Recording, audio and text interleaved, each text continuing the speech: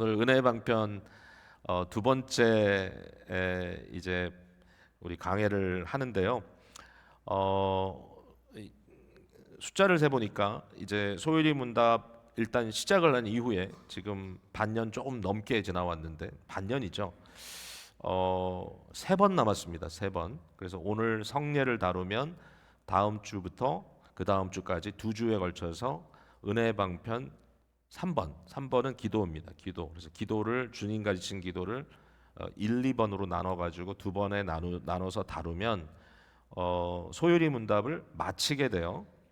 결국 한 섹션을 우리가 우리 신앙 고백에서 띄게 되는데 거의 다 왔습니다. 여러분 그동안에 잘 따라와 주셔서 너무 감사합니다. 자, 한번 넘어가 볼까요? 소율이 문답 강의 오늘 26번째 91번에서 97번 문답까지 카바를 하게 되는데 지금 우리가 다루고 있는 은혜는 주제는 외형적 은혜의 방편이죠. 그러니까 외형적이라는 말은 뭐냐면 실제로 우리가 눈에 보고 보이고 우리가 몸소 우리의 어떤 외형적인 그런 행동을 통해서 실천하고 적용할 수 있는 이제 그러한 것들을 이야기하고 있습니다. 그래서 아주 구체적인 겁니다. 첫 번째는 우리가 하나님의 말씀, 특별히 성경 말씀을 은혜의 방편이다 이렇게 우리가 불렀고요. 성경을 낭독하는 온 성도들이 함께 스크립처 리딩을 하는 것으로부터 말씀을 강도하는 설교 그리고 또 좀 더 이어가자면 그 말씀을 여러분들이 묵상하고 그 말씀을 실천하는 데까지 이 모든 것들 그러니까 말씀을 가지고 할 수 있는 그 모든 것들이 우리의 삶을 윤택케 하고 우리 마음속에 성령의 구원의 역사 그리스도의 구원의 역사를 성령께서 우리 안에 효과적으로 적용하는 일을 실제적으로 돕는 그런 역할을 하게 된다 말씀을 드렸습니다. 자, 오늘은 성례에 대해서 얘기를 하겠죠. 이제 성례는 크게 세례와 성찬으로 나눌 수 있고요. 이게 우리 개신교에서는 이 두 가지를 성례라고 부릅니다. 성례라고. 뭐 다른 예를 들어서 로마 카톨릭 교회 같은 경우는 7가지를 소위 성례의 반열에 올려놨는데 이제 그렇게 할 때 이제 어떤 상황이 벌어지냐면은 심지어는 결혼이라든지 그러니까 결혼을 이제 로마 교회는 홀리 매트리모니 이렇게 부릅니다. 그런 말을 가끔 이제 개신교인도 쓰는데 사실 그거는 좀 그 카톨릭적인 용어고요. 근데 이제 그것을 성례전이라고 이렇게 보는데 이제 우리 입장에서는 어떤 문제를 이제 좀 보냐면 결혼이라고 하는 것은 엄밀히 따지면 모든 사람에게 적용되는 것은 아니다. 물론 대다수가 결혼을 한다고 볼 수 있지만 성경에 모두가 다 결혼을 해야만 한다라고 명령하고 있지는 않고 그러므로 이것은 일정한 분들에게 적용되는 부분이기 때문에 그것을 보편적인 성례라고 부를 수 있느냐. 여기에 이제 또 하나는 안수, 올디네이션도 성례라고 봅니다. 그분들은. 근데 그렇게 볼 수 있느냐? 왜냐하면 모두가 다 어떤 직분의 안수를 받는 건 아니기 때문에. 그러니까 이제 개신교의 개념에서는 그리스도 예수께서 직접 명령하신 두 가지, 그 두 가지를 제가 오늘 본문을 통해서 읽었습니다. 그죠? 마태복음 28장 그리고 이 마가복음 아까 11장이었나요? 여기에서 특별히 우리 예수님께서 직접적으로 이것을 행하라라고 명령하신 것, 성부 성자 성령의 이름으로 세례를 주라 예수님께서 하셨고, 그리고 모두에게 이 잔과 이 떡을 떼고 마실 때 나의 죽음을 기념하고 나의 죽음을 생각하고 그것을 너의 삶 속에 적용하라라고 말씀하셨기 때문에 우리는 딱 요 두 개를 성례라고 이렇게 부르고 있어요. 세 번째는 이제 기도입니다. 기도는 이제 말씀드린 대로 다음 주 그 다음 주에 우리가 다루면 이제 이 외형적 은혜의 방편이 끝나게 되는데 제가 이제 여기에 조금 이제 아쉬운 부분은 뭐냐면 이제 전통적으로 이 세 가지를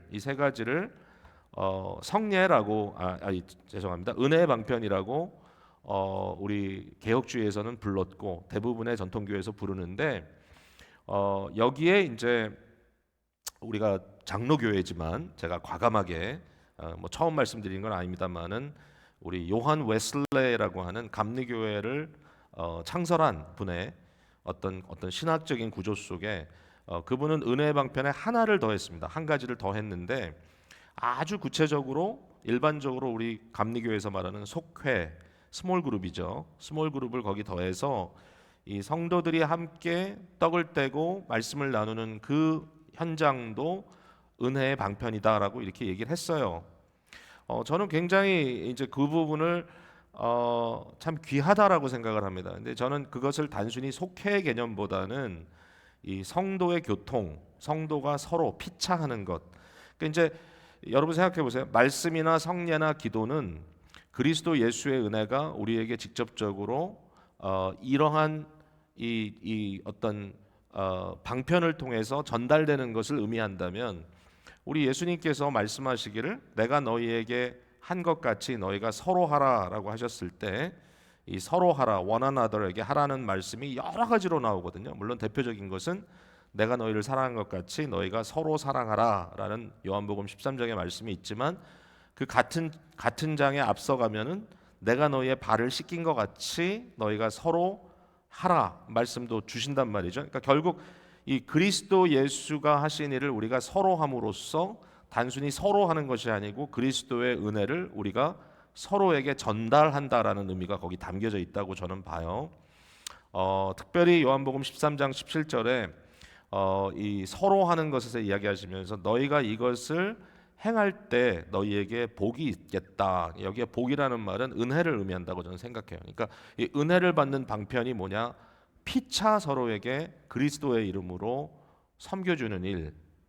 그래서 이 서로함 이걸 이제 감리교에서는 속회의 개념으로 풀었지만 여러분은 뭐 사랑방 이렇게 이제 구체적으로 얘기할 수 있겠지만 이 은혜를 서로 받는 방법이 성령의 은혜 가운데 예수 그리스도의 그 구원의 역사를 누리고 그 역사의 의미를 서로 나누는 이 피차의 일을 통해서도 그리스도의 은혜가 우리에게 전달되는 것 같다. 저는 그래서 구원의 방편, 은혜의 방편을 네 가지로 보면 좋겠다라고 저는 개인적으로 좀 생각을 합니다. 자, 어쨌든 넘어갑니다. 91문 여러분 답을 읽어주세요. 성례가 어떻게 구원의 효과적인 방편이 됩니까?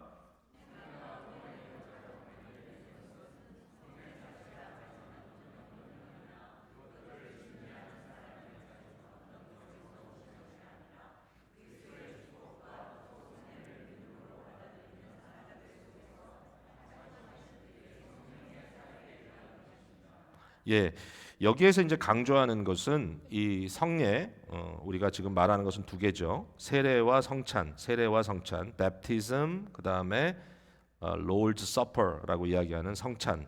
이 두 가지를 놓고 봤을 때 이것이 어떻게 효과적인 방편이 되느냐라고 했을 때 그 효능이, 그 이펙트가 성례 자체, 그 자체가 가지고 있는 것이라든지 아니면 성례를 집례하고 있는 사람, 우리 같은 경우는 보통 이제 목회자, 목사가 안수받은 목사가 성례를 집행하잖아요. 집례를 하는 그 사람이 가지고 있는 어떠한 능력, 그 사람의 어떤 신앙, 그 사람의 가마력 이런 것을 통해서 이 효과적인 구원의 의미가 나오는 것이 아니다 그랬습니다. 그러니까 저는 이제 이 부분을 저희 키 아이디어 보시면 성례의 도구적 측면이다. 다시 말해서 성례 자체가 은혜가 아니고 제가 이렇게 표현하는 게 옳을까라고 고민했는데 이제 이건 좀 제가 생각할 때는 아주 분명하게 얘기하는 방법이에요. 그러니까 성례 자체가 은혜가 아니라 성례는 은혜를 우리에게 전달해 주는 도구다. 그렇다면은 여기 이제 중요한 포인트가 뭐냐면은 우리의 이 성례를 대하는 우리의 자세가 미신적이어서는 안 된다는 거예요. 다시 말해서 성찬에서 우리가 맞이하는 그 떡을 가지고 마치 지금 막 어떤 사람이 신음하고 아픈데 요 떡을 떼 가지고 그 사람의 입에 넣어주면 이 떡이 마치 그 사람에게 들어가서 매직을 일으켜 가지고 이 사람이 날 거다. 이러한 형태의 어떤 생각을 한다든지 그 떡 자체가 가지고 있는 어떤 매지컬 파워가 있다. 이렇게 생각하는 것은 오류라는 거예요. 그게 아니라는 거예요. 이건 일상적인 맛사고 또 일상적인 포도즙입니다. 그 자체가 어떤 다른 것이 아니지만 그러나 그리스도의 영이 그것을 통하여 우리에게 커뮤니케이트 됐을 때, 물질 자체가 가지고 있는 매직이 아니라 그것을 하나의 도구로 하여 그리스도의 은혜가 우리에게 전달될 때 의미가 있다라는 거죠. 이제 여러분이 뭐 아시겠지만 이제 17세기에 기록된 소유리 문답은 이제 16세기의 종교 개혁의 배경을 굉장히 강하게 갖고 있는 거죠. 당연히 이제 종교 개혁을 완성한다라는 의미를 갖고 있는 거니까 이제 그 종교 개혁의 굉장히 중요한 부분이 바로 이 성례에 대한 것입니다. 여러분, 가톨릭 교회와 개신교회의 예배에는 굉장히 큰 차이가 있어요. 우리는 예배의 중심이 하나님의 말씀이고 그 말씀이 성경을 통해서 우리에게 들려지는 이 말로 전해지는 이 말씀과 그 다음에 두 번째로는 눈에 보여지는 성례라는 것을 통해서 그 하나님의 말씀이 우리에게 드라마로 보여지는 이 두 가지가 굉장히 중요한 중심이라면 가톨릭 교회에서는 예배라고 안 부르고 말 그대로 메스라고 부릅니다. 메스는 다른 말로 하면 바로 성찬을 한다는 의미거든요. 메스는 성찬입니다. 그 성찬을 하는 것이 어떻게 보면 예배의 전부예요. 이제 가톨릭 배경에서 이제 가끔 우리 교회를 방문하시는 분들이 계신데 이제 가족 때문에 오셨는데 이제 본인은 저기 노스캐롤라이나에서 어느 한인 천주교회를 다닙니다. 그러면 이제 예배 끝나고 제가 대화를 나누면서 우리 교회 오시니까 어떠세요? 그럼 제일 먼저 하는 말이 설교가 너무 깁니다. 이렇게 얘기를 하세요. 왜 그런가 하면 보통 거기서는 이제 이 강설을 한다고 하면 뭐 한 15분 이렇게 짧게 하고 그 다음에 소위 말하는 이 매스를 길게 하거든요. 근데 그때 뭐를 하냐면은 이 강단은 우리 이제 말씀 전하는 이 단이고 그게 아니라 이제 그분들이 말하는 제단입니다. 제단. 여러분 가끔 우리가 개신교 성도님들도 기도할 때 이 교회 마치 앞을 제단이라고 부르는데 그거는 우리는 그렇게 부르지 않습니다. 제단이 아닙니다. 근데 가톨릭에서는 그걸 제단이라고 불러요. 그 제단이라고 부른 이유가 뭐냐면은 그분들은 뭘 믿냐면은 이 성찬을 집례하는 순간에 매번마다 예수 그리스도가 프레시하게 새롭게 다시 우리를 위하여 찢기시고 그의 피를 흘리신다고 믿어요. 그러니까 그 단 자체가 예수님을 다시 희생드리는 제사 단이 되는 겁니다. 자, 이제 이거는 로마 교회에선 그렇게 주장을 하지만 히브리서에 말하고 있는 우리 그리스도 예수께서 단번에 우리를 위하여 죽으시고 그 죽으신 단번에 이루신 죽음을 반복해서 죽으실 필요는 없잖아요. 그러니까 그건 아니다. 그건 역사적으로 단번에 이루신 일이다라고 우리가 믿고 가는데 거긴 그렇게 믿어요. 그 다음에 또 하나는 뭐냐면은 그렇게 해가지고 신부가 이렇게 뭐 그 과정을 통해서 이 consecrate를 한다 그러잖아요. 이것을 이제 이 소위 거룩하게 하면 그 떡이 실제로 그리스도의 몸으로 변하고 그 포도즙이 실제로 그리스도의 피로 변한다. 물론 이제 이분들이 뭐 에센스와 액시덴트나 이런 걸 구분해가지고 철학적으로 그걸 말을 하려고 하지만 그러나 정말 믿는 게 뭐냐면은 이것은 그리스도의 몸과 같고 이것은 그리스도의 피와 같다. 그러니까 물질 자체가 이제 이렇게 얘기하죠. 이 화채설이라고 합니다. 실제로 바뀐다, 변화된다. 여러분 어떻게 생각하세요? 뭐 이걸 뭐 논리적으로 제가 따지자는 건 아니지만 그렇다는 걸 알려드리는 겁니다. 그렇게 했을 때 어떤 문제가 생길까요? 그러니까 결국은 그 물질 자체가 하나의 좀 매지컬한 그러한 퀄리티를 갖게 될 수밖에 없는 구조입니다. 그래서 이 개신교회에서는 이러한 로마 교회의 어떤 이 성례전에 대한 이 이론이 발전되어 온 것을 가지고 미신적이다라고 비판을 하게 되는 거예요. 그러니까 이것은 되게 중요하다고 저는 생각됩니다. 왜냐하면 잘못하면 우리가 어떤 물질을 의존하게 되니까.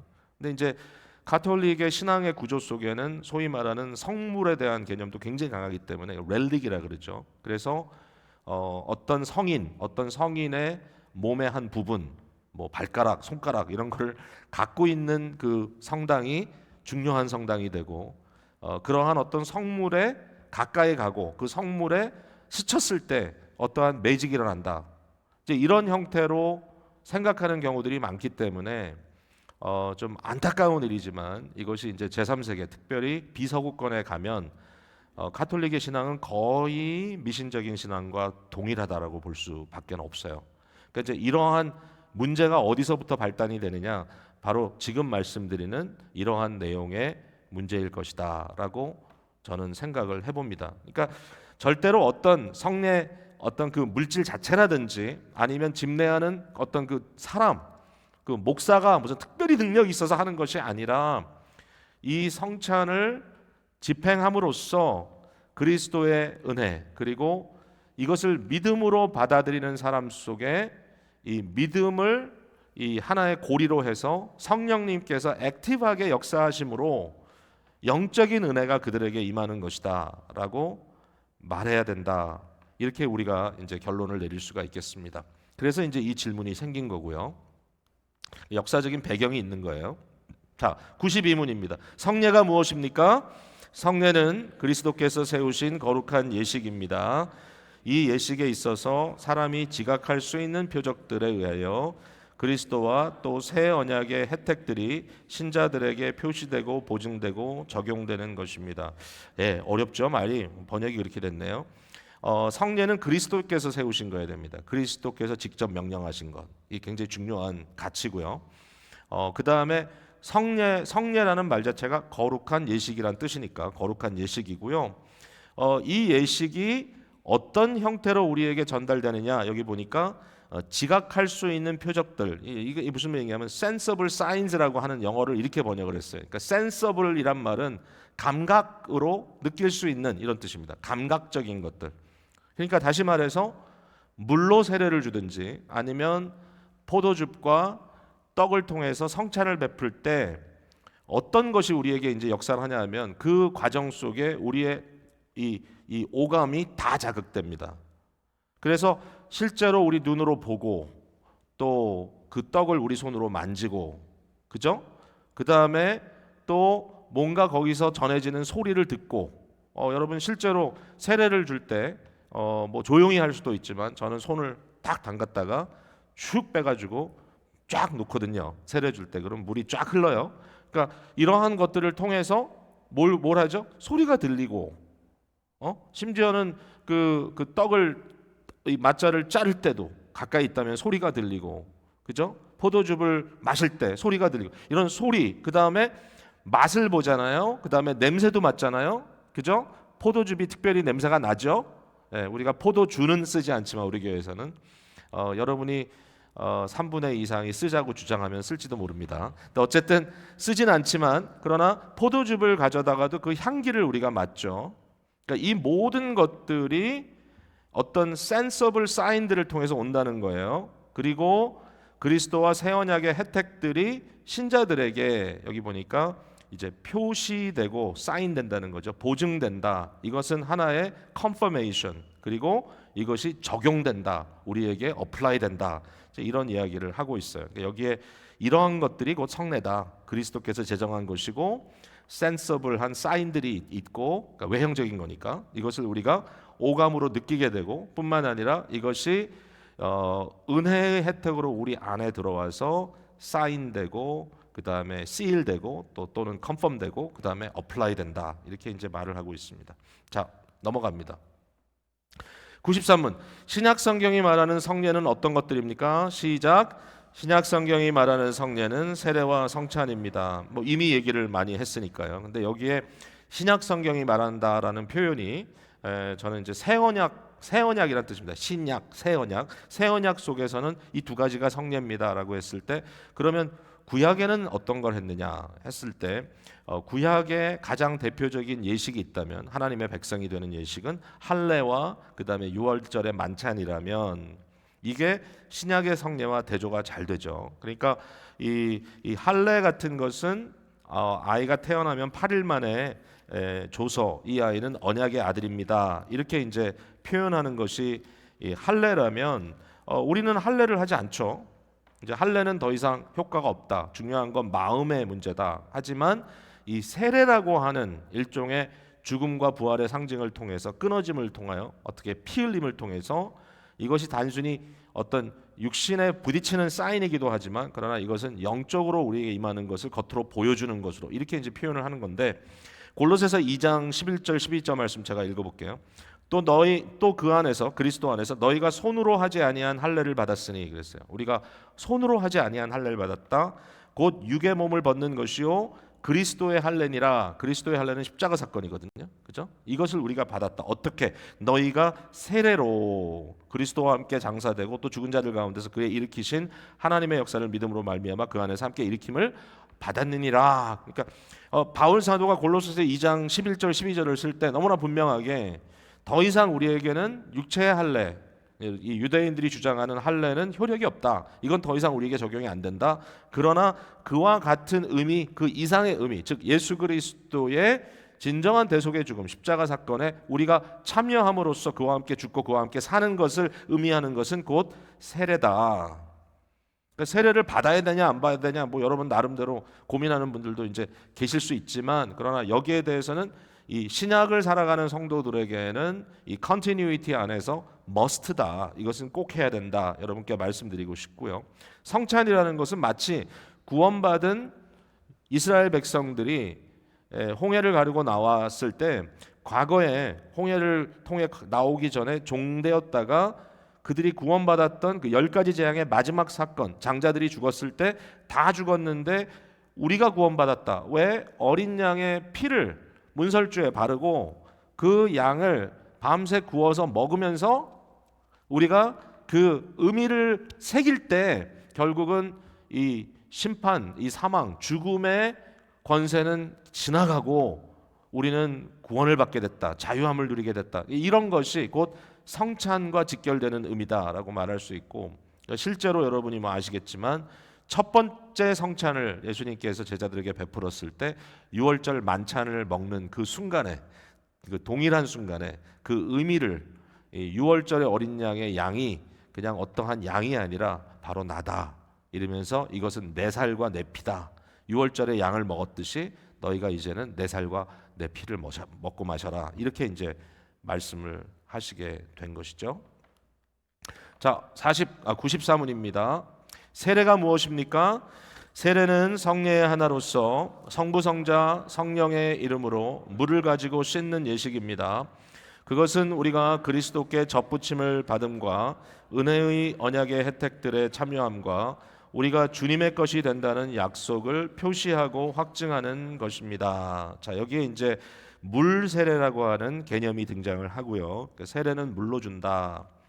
그러나 이것은 하나님께서 성령을 너희에게 주시겠다. 너희가 얼마 못 돼서 성령으로 세례를 받을 것이다라고 한 이 그리스도의 은혜, 이 새 언약 속에 특별한 사람만 성령의 은혜를 받는 것이 아니라 남종과 여종 모두 다 자유자와 종들뿐만 아니라 젊은이들과 노인들, 어린아이에서부터 모든 사람들이 성령의 은혜를 받는 이러한 약속, 이 약속을 외형적으로 표시하기 위해서, 이것을 아웃사이드로 표시하기 위해서 하는 것이 물로 씻는 예식이다. 이렇게 표현을 하고 있고요.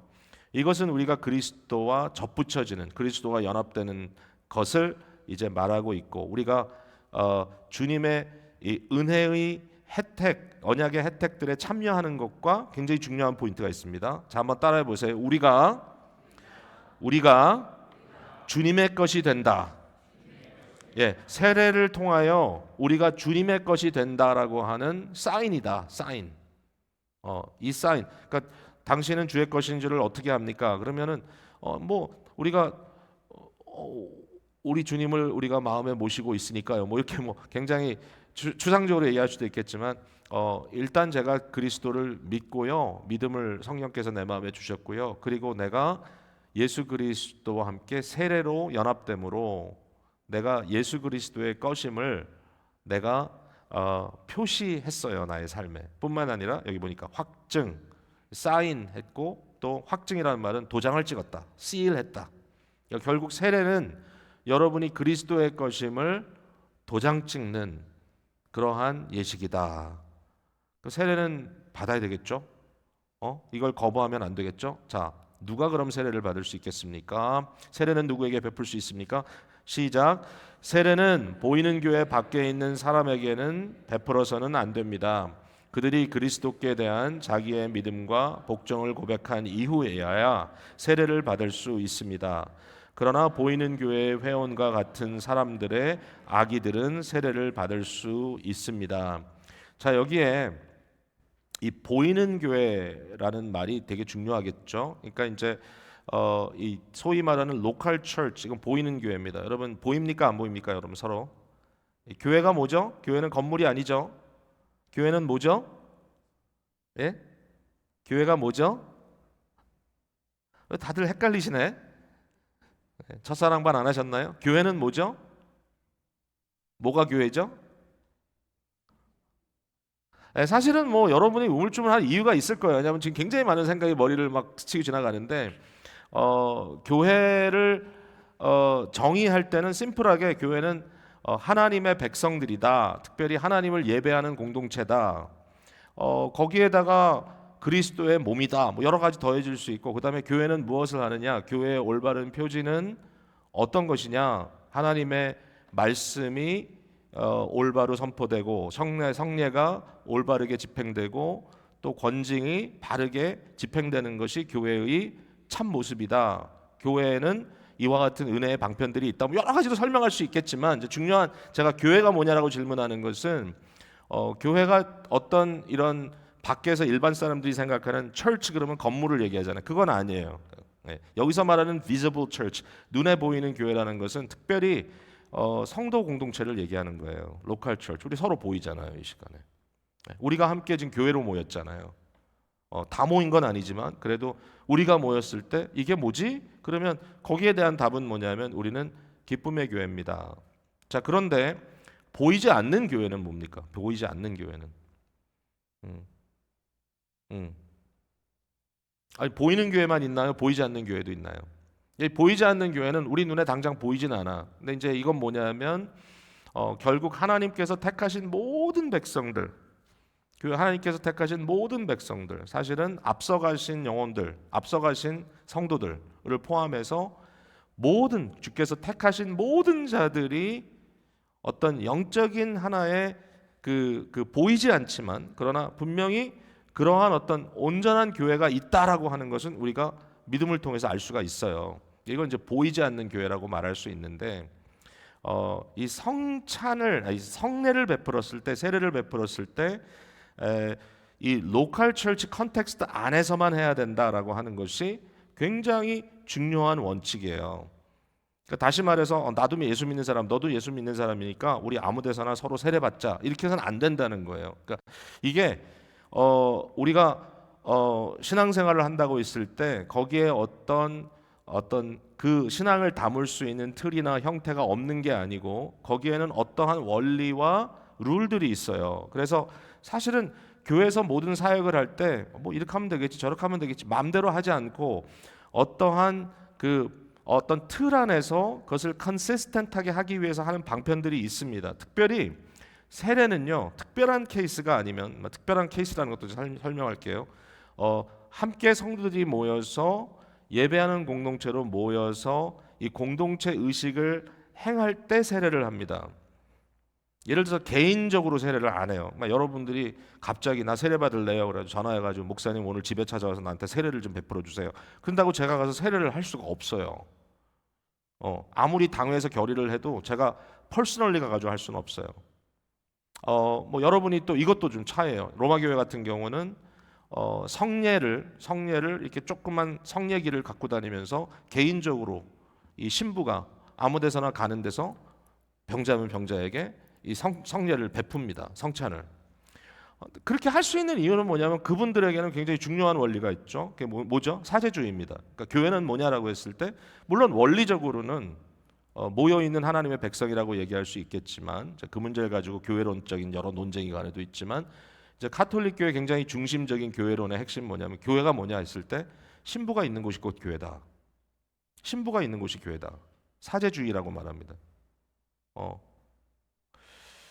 제가 예전에 우리 어느 우리 교회 교단 선배 목사님이 어느 교회에서 그 목사님의 그 무슨 축하하는 그런 집회였는데 제가 그분 하는 말을 듣고 깜짝 놀랐어요. 여러분 교회가 뭡니까? 라고 질문을 하다가 뭐라 그러시냐면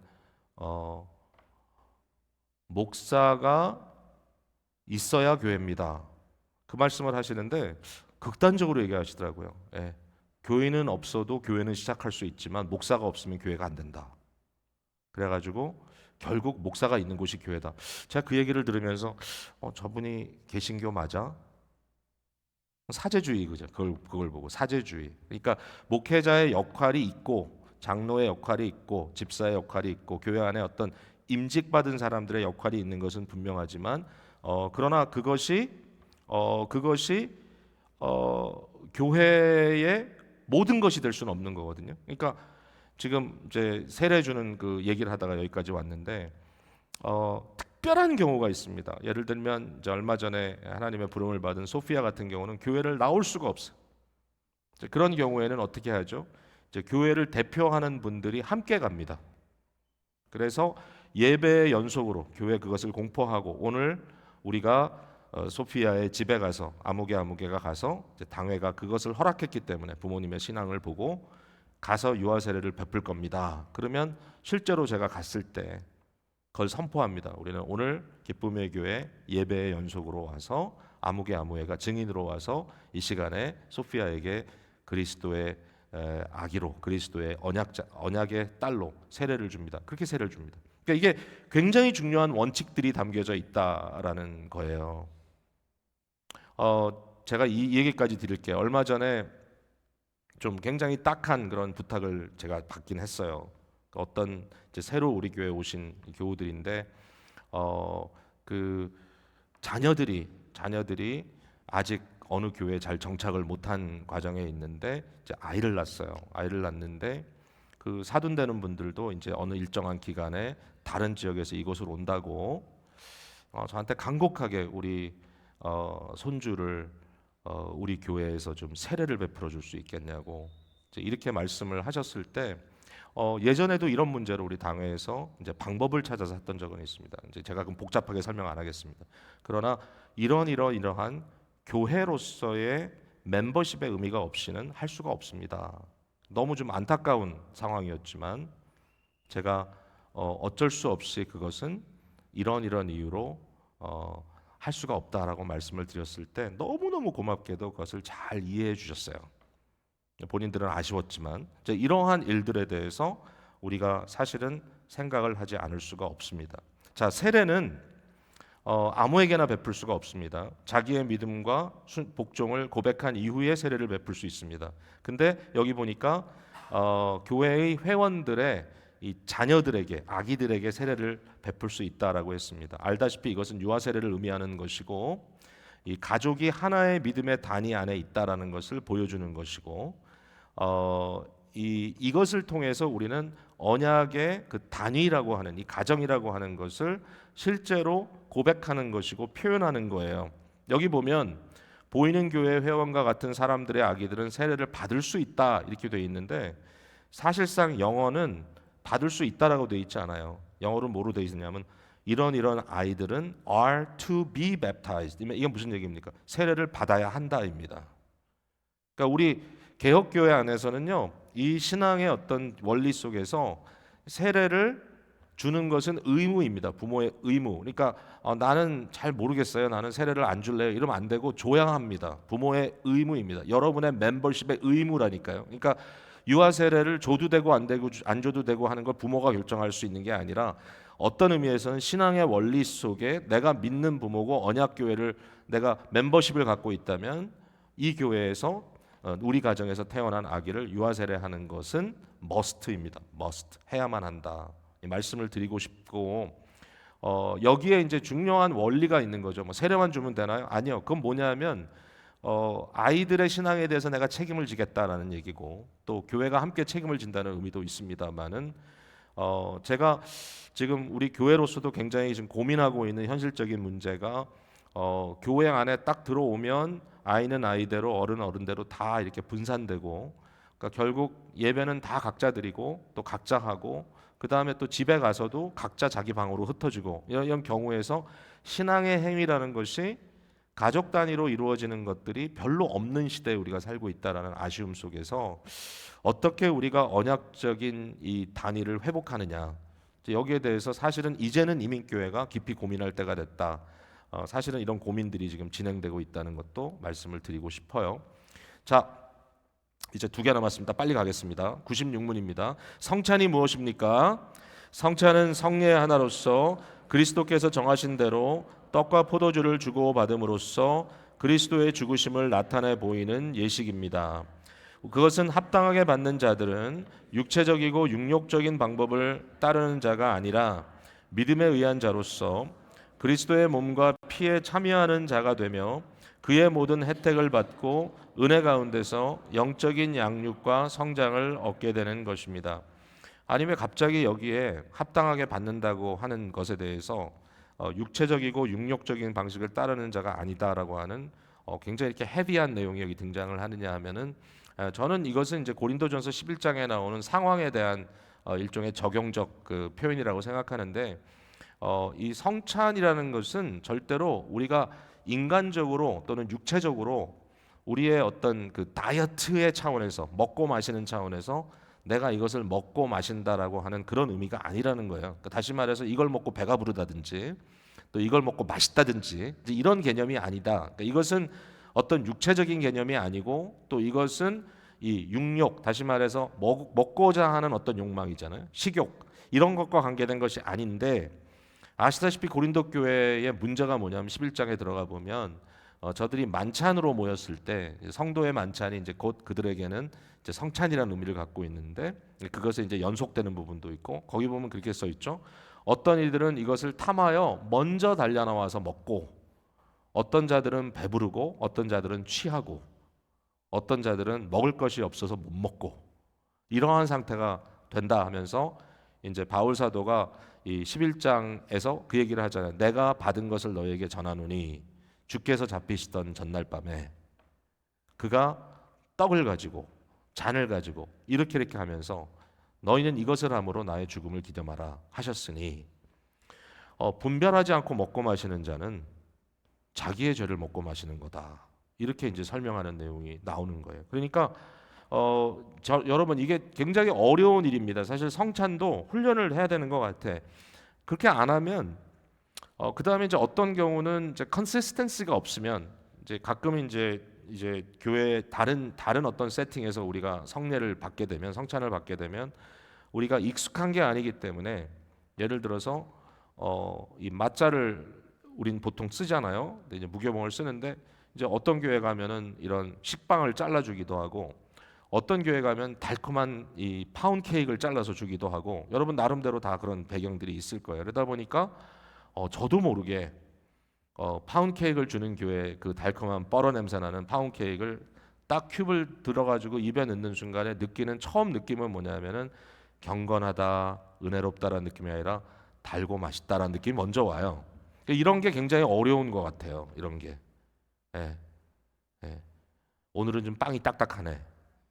그러니까 이제 매번마다 맛살을 갖고 나누면서 그걸 바꾸지 않는 이유가 뭐냐면 성도들이 어떤 그것에 대한 기대감을 그 순간에 놀래키지 않음으로써 똑같은 걸 반복함으로써 그것의 어떤 실제적인 영적인 의미를 생각하도록 하는 뭐 포도즙도 항상 웰치스 그레이프 주스를 아마 우린 쓸 겁니다. 왜냐하면 그 당도나 냄새나 이런 것이 매번마다 할 때 그거구나 이렇게 느껴지는 거죠. 오늘은 알코올이 왜 이렇게 많이 들었어? 제가 지난번에 우리 교단 총회 갔다가 굉장히 센 걸 갖고 돌려가지고 갑자기 거기 이제 목사님들, 장로님들, 총대들이 모여가지고 쫙 한 잔씩 하시고 전부 다 캑캑캑거려가지고 예배 도중에 굉장히 웃겼는데 이제 그러한 상황이 벌어지지 않도록 안 드셔도 너무 실제적으로 받아들이고 이제 기침을 하시는. 그래서 이런 것들에 대해서 사실은 여기서 말하고 있는 것 같아요. 그러니까 이런 것을 따라가는 것이 아니라 여기 보니까 믿음에 의한 자로서 그리스도의 몸과 피에 참여하는 자가 되며 그의 모든 혜택을 받고 은혜 가운데 영적인 양육과 성장을 얻게 되는 것이다. 영적인 nourishment 그리고 growth 이게 영적인 음식이다라는 것이죠. 그래서 성찬을 받을 때 이제 그런 부분에서 우리가 ready하고 아무 생각 없이 그냥 먹고 마시는 게 아니라 호기심으로 그게 아니라 이것은 그리스도의 몸이다. 그리스도의 피다. 그러면 무엇이 필요하겠어요? 성찬을 받으려면 마지막입니다. 성찬을 합당하게 받으려면 무엇을 필요로 합니까? 시작. 성찬에 합당하게 참여하자 하는 자들에게 요구되는 것은 주님의 몸을 분간하는 지식에 대하여, 그리스도를 먹고 마시는 그들의 믿음에 대하여, 그리고 그들의 회개와 사랑과 새 복종에 대해서 스스로를 살피는 것입니다. 성찬 때 합당하지 않게 참여하다가 결국 자신에게 임하는 심판을 먹고 마셔서는 안 되겠습니다. 여기까지 이제 성찬에 대한 얘기를 하는데, 보세요. 누가 성찬을 받을 수 있느냐? 아무나 받느냐? 예. 우리가 보통 나이가 돼서 입교를 한 아이가 아니면 성찬을 받지 말라고 얘기합니다, 교회에서. 그러니까 부모들이 옆에 있다고 막 주면 안 되는 게, 이것이 그리스도 예수의 몸이라는 것을 분별할 수 있는 지각이 있어야 돼요. 아니면 그냥 오늘은 파운드 케이크구나 이렇게 되는 거예요. 그걸 먹는 순간에 나는 그리스도의 몸을 먹는다, 그리스도의 몸을 영적으로 내가 지금 받는다, 이것을 분간할 수 있는 지식이 있어야 되고, 또 그리스도를 먹고 마신다고 할 때 내가 이걸 왜 먹고 마시지? 이런 것이 아니라 그것이 나에게 어떤 의미를 가져다 주는지를 믿음으로 내가 그것을 알아야 되고, 믿음을 가져야 되고, 그리고 그것을 통하여 내 안에 영적인 작용이 일어나는 것을 살피는 거예요. 내가 과연 회개하고 있나? 내가 어떻게 죄를 지금 고의적으로 죄를 지고 그 죄를 회개도 안 하고, 그 다음에 그 죄를 버릴 의향도 없고, 내가 어떤 죄악된 패턴을 나의 삶 속에 가지고 있는데 분명히 하나님 보시기에 이것은 가증하다고 여기시는 것인데도 불구하고 내가 그것을 회개하지 않고 내가 그것을 버리지 않고, 그럼에도 불구하고 오늘 뭐 성찬 한대니까 그냥 해야 되겠다 이래가지고는 안 된다라는 거죠. 이것을 먹는 순간 나를 위하여 자기 살과 자기의 피를 찢기고 흘려주신 그리스도 예수의 그 사랑에 감동하여, 그리스도가 내가 너희를 사랑한 것 같이 너희가 서로 사랑하라는 공동체적 의식을 전혀 생각지 않으면서 먹어서는 안 된다는 거고, 결국 이것을 먹음으로써 다시 한번 마음에 각오를 하고 주님께 이제 다시 한번 힘을 내서 복종해야 되겠다, 순종해야 되겠다라고 하는 것을 생각하는 자에게 이것이 받아져야 된다. 이것이 없이 먹고 마시는 것은 여기서 말하죠, 결국은 자기의 죄를 먹고 마시는 것이 되고 만다. 제가 오늘 사실 더 많은 분들이 이걸 다 들었으면 좋겠는데, 성찬을 할 때마다 이 얘기를 매번 똑같이 반복하기가 어려워요, 시간상. 그러니까 결국은 그냥 읽고 그냥 설명은 하지만 그 순간에 좀 막 성찬 뭐 이게 돌아가야 하는 그 순간에 드시지 마세요, 이게 힘들다는 거죠. 그러니까 물론 원칙은 있지만, 그러니까 미리 우리들이 이것을 좀 알고 여기에 대한 지식을 갖고 성찬에 대해서 생각하고 또 받는 것이 되게 중요하다라는 말씀을 드립니다. 아니, 은혜의 방편인데 우리가 성찬 너무 많이 안 하는 거 아니에요? 라고 얘기할 수 있는데, 마지막입니다. 자꾸 뒤로 갔네요. 앞으로 다시 가주세요. 네. 성찬은 얼마나 자주 참여하는 것이 좋을까? 성례 전체입니다. 여러분 아시다시피 세례는 일생에 한 번 받습니다. 절대로 제세례 받지 마십시오. 다른 교회 갔다 세례 또 받지 마시고요. 세례는 딱 한 번 받고요. 그리고 유아 세례 또는 자녀 세례를 받은 경우에는 이 언약 자녀가 받은 후에 자기 스스로 생각하고 판단하고 결정하는 나이가 되었을 때, 일반적으로 우리 헌법은 15세로 그것을 측정하고 있습니다. 이 신앙을 확인하고 자기의 개인적인 신앙을 확인하고 자기가 어린 시절에 받았던 그 단번의 세례를 이제 나의 신앙의 고백과 이 매치시키는 이런 입교를 해야 합니다. 컨퍼메이션을. 이것이 우리 교회의 굉장히 중요한 행사 중에 하나죠. 그래서 이 유스 컨퍼메이션은 너무 중요하고, 그때마다 자녀들이 성장해서 마치 이제는 스스로 이제 나는 성인입니다라고 고백하는 단계까지 가는 그 일종의 성인식처럼 저희가 받아들이고 있어요. 성찬을 집례하는 횟수는 당회의 소관입니다. 그러니까 우리 교회 그걸 맡겨주셨기 때문에 당회가 성찬을 우리가 주관할 수 있습니다. 그래서 이걸 몇 번 할 것이냐 결정할 수 있는데, 우리 교회에서 방법을 좀 바꿔본 적도 있어요. 예를 들면 일정한 기간 동안은 한 달에 한 번씩 금요일 밤을 가족 예배로 드리고 전가족 예배로 드리고 그때 세례를 베풀었는데, 이 성찬을 한 달에 한 번씩 좀 자주 해야 된다 그래가지고, 그러니까 우리가 그런 생각을 갖고 있었지만 이제 안타깝게도 회집하는 숫자가 서스테인이 안 되더라고요. 그래가지고 일정한 사람들만 계속 반복적으로 받는 것이 이것도 좀 문제가 있겠구나. 어쩔 수 없이 이제 그 상황에서는 그 당시에는 다시 이제 우리가 절기에 따라서 하는 것으로 현재는 1년에 4번에서 5번 정도, 3달에 한 번 정도의 패턴으로 좀 하고 있는데 솔직히 제 마음은 너무 적다라는 생각이 들어요. 어떤 개혁교회는 매주일 합니다. 매주일.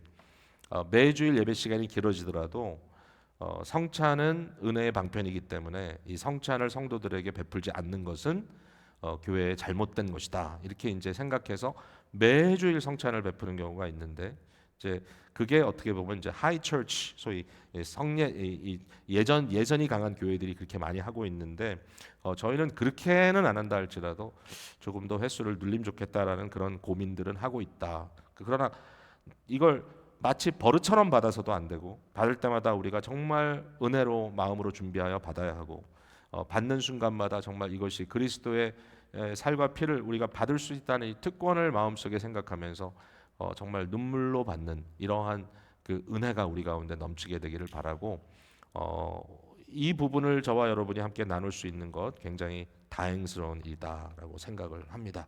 기도하겠습니다.